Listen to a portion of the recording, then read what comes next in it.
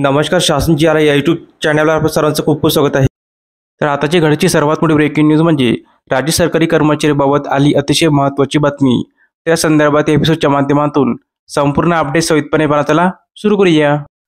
राज्य शासन सेवेतील अकार्यक्षम कर्मचाऱ्यांच्या बाबतीत आता राज्य शासनाकडून कडक कायदेशीर कार्यवाही करण्यात येणार आहे. अकार्यक्षम कर्मचाऱ्यांच्या बाबतीत राज्य शासनाच्या सेवा नियमानुसार जनतेच्या हिताचा विचार करता मुदतपूर्व सेवानिवृत्तीची तरतूद करण्यात आलेली आहे. परंतु या नियमाचे काटेकोरपणे पालन करण्यात येत नव्हते. परंतु आता राज्य शासनाकडून माहिती देण्यात आली आहे. त्यामुळे आता अकार्यक्षम कर्मचाऱ्यांना गैरचा आहेर मिळणार आहे. मुदतपूर्व सेवानिवृत्तीचा नियम नेमका काय आहे?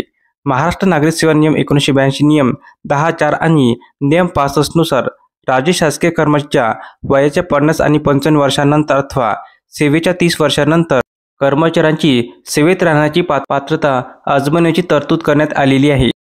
यानुसार जे कर्मचारी अकार्यक्षम असतील अशाच कर्मचाऱ्यांच्या सेवा पुढे चालू ठेवण्यात येतात, तर अकार्यक्षम कर्मचाऱ्यांच्या सेवा खंडित करण्यात येतात, म्हणजेच मुदतपूर्व सेवानिवृत्ती देण्यात येतात.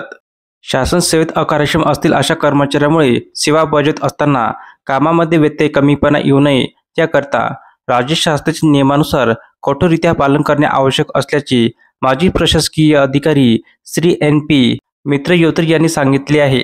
धन्यवाद.